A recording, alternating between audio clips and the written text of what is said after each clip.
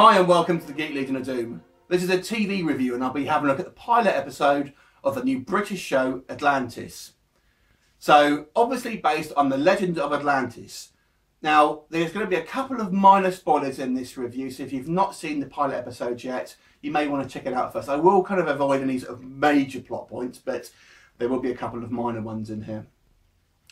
So our show starts off in contemporary our world, I guess, and we're introduced with Jason, who is trying to search for his missing father, who's kind of disappeared, and Jason is trying to sort of find out clues as to where he may have gone and what happened to him.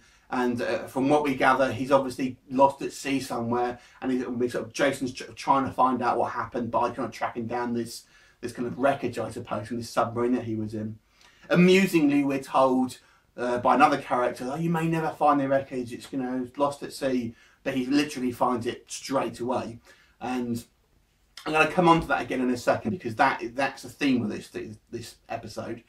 Anyway, while he's down there looking for the wreckage and what have you, he's kind of sucked into this other dimension where he ends up on the shores of Atlantis, and for some reason he's naked.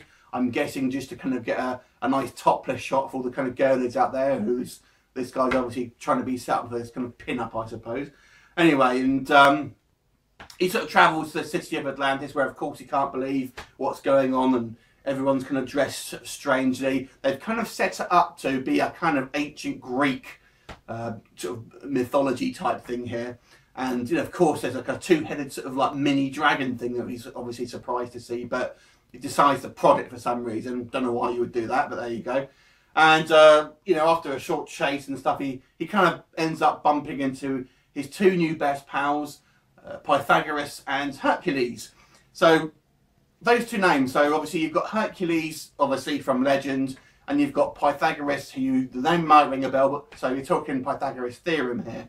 So interestingly, what they've done here, they've kind of mixed in like legendary figures like Hercules and kind of actual historical people like Pythagoras.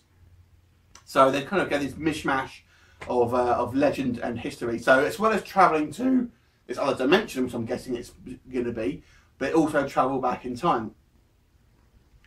And as well as all of that, we're introduced to a potential love interest in the form of this princess, who is the daughter of the ruling King Minos. And we're also introduced to a character called the Oracle, who is basically him. There's kind of a larger destiny here for Jason. And I'm thinking Jason, we're going to go Jason and the Argonauts here. This is where this one's going to be going. And the Oracle basically tells Jason that, you know, he was actually born in Atlantis, but was taken to Earth, or our world, or whatever you want to call it, you know, and by his father, because there's some kind of big destiny attached to him, and you know, we don't know exactly what that's going to be. So that's obviously going to be the kind of mythology going forward for this show. So as well as all of that, the actual plot of this episode is about the Minotaur, and there's kind of the Minotaur has to be sort of given sacrifices every year with 7 people, and of course Jason ends up being one of these sort of 7 people, along with Pythagoras and Hercules, and has to go and face the Minotaur under the city. This show is a very, very similar show to the show Merlin, which was a British TV show that had some success, and they're obviously trying to kind of get lightning to strike twice with this one, but it's such a sort of similar show in regards to the sort of tone and the kind of the way it's made. I will say this: if you're kind of expecting like a kind of a Game of Thrones sort of style realism fantasy show, it ain't going to be this. This is way skewed for a younger audience. Just a couple of examples here. Obviously, we're told obviously it's ancient Greece, or kind of we're given that impression at least, but everyone's speaking English with a British accent, things like that. The main problem I have here is that in this particular episode, it's so rushed. I mean, I mentioned obviously him finding the kind of this wreckage straight away, that everything happens so quickly. I thought the first episode, I think it's 45 minutes or something like that, around that sort of time. But the first episode I thought would have been just really an introduction to the characters and kind of setting up this world, having a bit of world building. But as well as that, it also has the kind of the plot of the Minotaur. So everything happens so quickly. You know, straight away he's within the kind of the first 10 minutes he's in the city of Atlantis. You know, he's making his new seemingly best pals that are willing to sacrifice their lives for each other, in regards to sort of Pythagoras and Hercules. happens instantly, and there's this kind of like he's setting up this kind of this love interest with the first time he sees her and things like that. So it really does happen at a breakneck speed. And yeah, on one hand you could say it means the show isn't boring, but on the other hand it kind of feels very sort of forced and inorganic.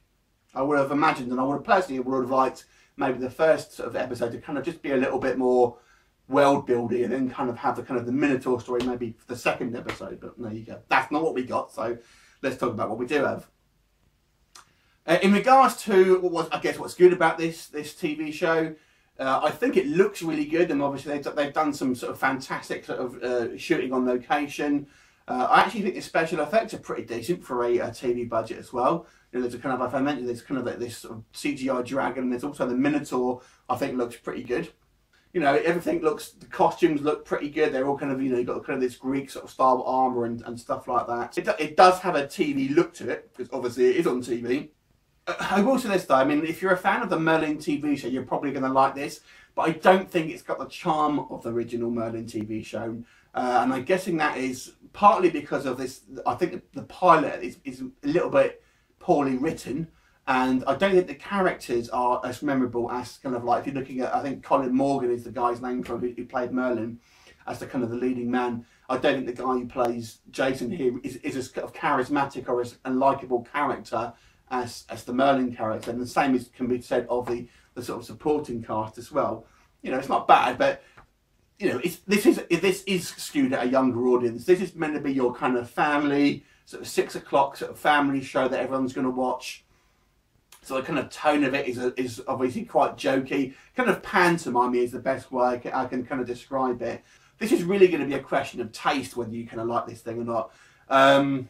You know, for what it is, I guess it has its plus points, but I really didn't like how this sort of story was sort of set up. It's only a pilot episode. I don't know if it's obviously going to kind of continue this.